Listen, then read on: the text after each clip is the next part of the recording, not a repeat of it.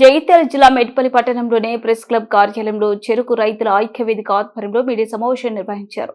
ఈ కార్యక్రమంలో తూల Gangavva memorial trust అధ్యక్షులు తూల రాజేందర్, తెలంగాణ జన సమితి రైతు సంఘం అధ్యక్షులు కోరుట్ల ఇన్ఛార్జ్ కంతి మోహన్ రెడ్డి, చెరుకు ఉత్పత్తిదారుల రైతు సంఘం అధ్యక్షులు మామిడి నారాయణ రెడ్డి పాల్గొన్నారు. ఈ సందర్భంగా వారు మాట్లాడుతూ ముత్తంపేటలో ఉన్న షుగర్ ఫ్యాక్టరీని వెంటనే తెరిపించారంటూ సెప్టెంబర్ 11 గురువారం రోజున రౌండ్ టేబుల్ సమావేశం నిర్వహించనున్నట్లు పిలుపునిచ్చారు. రౌండ్ టేబుల్ సమావేశాన్ని సవర్ణ వర్గాల ప్రజలు, రైతులు, పార్టీలకు అతీతంగా రాజకీయ నాయకులు పాల్గొని సమావేశాన్ని విజయవంతం చేయాలని కోరారు.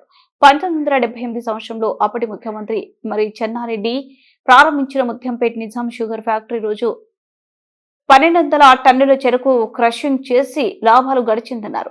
2002లో ముఖ్యమంత్రి నారా చంద్రబాబు నాయుడు ప్రభుత్వ ప్రైవేటు భాగస్వామ్యం చేసి 64 కోట్ల రుణాలు తీసుకుని ఫ్యాక్టరీ మూసివేశారన్నారు. 2004లో అప్పటి ముఖ్యమంత్రి వైఎస్ రాజశేఖర రెడ్డి సభా సంఘం వేసినప్పటికీ రైతులకు న్యాయం జరగలేదన్నారు. తెలంగాణ ఉద్యమ సమయంలో స్వాధీనం చేసుకుని తెరిపిస్తామని హామీ ఇచ్చి చర్యలు చేపట్టలేదన్నారు. 2023వ సంవత్సరంలో హైదరాబాద్ నందు తూల గంగవ్వ మెమోరియల్ ట్రస్ట్ ఆధ్వర్యంలో రాష్ట్ర స్థాయి సమావేశం నిర్వహించి ఆర్థిక నిపుణులతో చర్చలు జరిపి ఇథనాల్ ఆధారంగా ఫ్యాక్టరీ నడిపినట్లయితే నష్టాలు పూరించవచ్చని సూచించారని అన్నారు.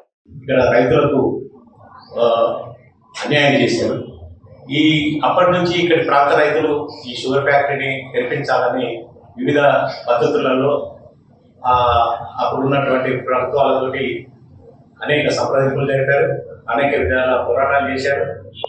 ఎట్టకేలకు ఉద్యమ కాలంలో తెలంగాణ సాధించిన తర్వాత ఇది తెలుస్తారని చెప్పి ఆశించినాం. కానీ దురదృష్టవశాత్తు ప్రత్యేక రాష్ట్రం సాధించిన తర్వాత కూడా ఇది తెరవడం వీలు కాలేదు. అయితే ఇప్పుడున్న ప్రభుత్వం కూడా రేవంత్ రెడ్డి సర్కారు వచ్చే కంటే ముందు దీని మీద రాష్ట్ర స్థాయి ఒక నిపుణుల కమిటీ తోటి చర్చలు జరిగినాయి.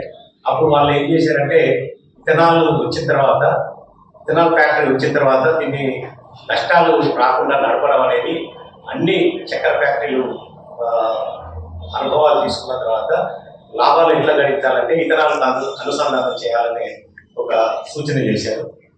అప్పుడు ఈ ప్రభుత్వం మారింది. రేవంత్ రెడ్డి సర్కారు కూడా ఇది ఎజెండాలు వాళ్ళు మేనిఫెస్టోలో పెట్టారు.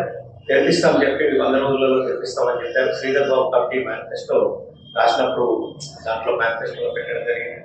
అదేవిధంగా వాళ్ళని కలిసినప్పుడు మేము 2024 జనవరిలో కలిసినప్పుడు వాళ్ళు సానుకూలంగా స్పందించారు.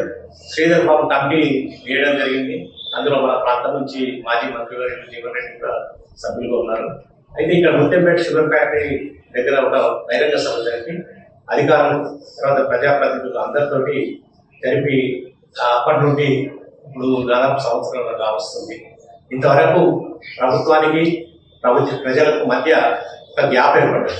ఈ గ్యాప్ను పూరించడానికే ఇక్కడ అభిలాష ప్రజల యొక్క కోరికకు అనుగుణంగా ఒక రౌండ్ టేబుల్ సమావేశాన్ని ఆల్ పార్టీ మీటింగ్ ఏర్పాటు చేయడం జరిగింది. 11/9/25 నాడు గురువారం రోజున ఇది RR function hall Goduru X road దగ్గర ఈ అన్ని పార్టీలకు విజ్ఞప్తి ఏంటంటే రాజకీయాలకు అతీతంగా గతంలో ఏం జరిగింది అనేది పక్కన పెట్టి ప్రస్తుతం ఫ్యాక్టరీని తెరిపించడం అనేది ఏకైక ఏజెండాగా ముందుకు పోవాలని, దీనికోసం అన్ని రాజకీయ పక్షాలు తమ ప్రతినిధులు పంపించి ఫ్యాక్టరీ పునరుద్ధరణకు తమ యొక్క కార్యాచరణ ఐక్య కార్యాచరణకు తమ సంసిద్ధతను తెలియజేసి ఈ ఉద్యమాన్ని ముందుకు తీసుకుపోవాలని ప్రభుత్వం కూడా ఎప్పటికప్పుడు ప్రజలకు తెలియజేయాలి. ఏమనుకుంటుంది, అసలు ఈ ప్రభుత్వం ఏ విధంగా తిరగబోతుంది. ఇంకొక విషయం ఏమొచ్చిందంటే ఈ వేరే ఫ్యాక్టరీలు కలిపి ఆలోచించడం కాకుండా ముత్యంపేట షుగర్ ఫ్యాక్టరీ ప్రత్యేక పరిస్థితి ఉంది. దీన్ని తెరిపించడానికి ఎటువంటి ఆటంకాలు లేవు. ఒక మిషన్ రిప్లేస్మెంట్ చేస్తే ఇది తెరిపించడం అవుతుంది. ఒక 200 కోట్లు మిషన్ తీసుకురావడానికి పనికొస్తుంది. అదే ఇథనాల్ అనుసంధానం చేసినట్టయితే ఖచ్చితంగా లాభాల పాటలు నడుస్తుంది. ఇప్పటికే రైతులు ఆశాభావంతో ఉన్నారు. 2000 ఎకరాలలో ఇక్కడ పంట సాగవుతుంది. వరిని ప్రత్యామ్నాయంగా చెరుకు పంటలు వేయడానికి రైతులు ముందుకు వస్తున్న పరిస్థితిని దృష్టిలో పెట్టుకొని ప్రభుత్వం ఖచ్చితంగా దీన్ని ఒక సానుకూలంగా తెరిపించే పరిస్థితి, ఒక మిషన్ రిప్లేస్ చేస్తామని ముందుకు వస్తే వచ్చే సంవత్సరం ఖరీఫ్లో 10,000 ఎకరాలు పంట విస్తీర్ణం పెరిగే అవకాశం ఉంది. దీనికోసం వ్యవసాయ శాఖతో పాటు మేము రైతు వేదిక తరఫున కూడా ఇప్పుడు రైతు వేదిక ద్వారా ఈ సెమినార్ నిర్వహిస్తున్నాం. చెరుకు రైతు వేదిక కూడా ఈ విస్తీర్ణం పెరగడానికి మా వంతు కృషి చేస్తాం.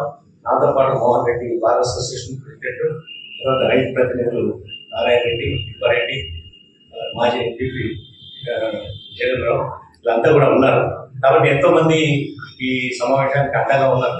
ఈ సమావేశాన్ని విజయవంతం చేయవలసిందిగా అందరూ తమ పార్టీ నుండి ప్రతినిధులు పంపించి ఈ ముత్యం ఫ్యాక్టరీ తెరిసే వరకు తమ ఒక్క సహకారాన్ని అందించవలసిందిగా అందరికీ విజ్ఞప్తి చేస్తారు. కాబట్టి ప్రాంత రైతులకు కానీ, నిరుద్యోగులకు కానీ, ప్రజలకు కానీ పరోక్షంగా ప్రత్యక్షంగా ఎంతో లాభదాయకమైనటువంటి ఈ పరిశ్రమను, చక్కెర పరిశ్రమను తిరిగి పునఃప్రారంభించడానికి మనందరం కూడా ఐక్యంగా కృషి చేయాల్సిన అవసరం ఉంది.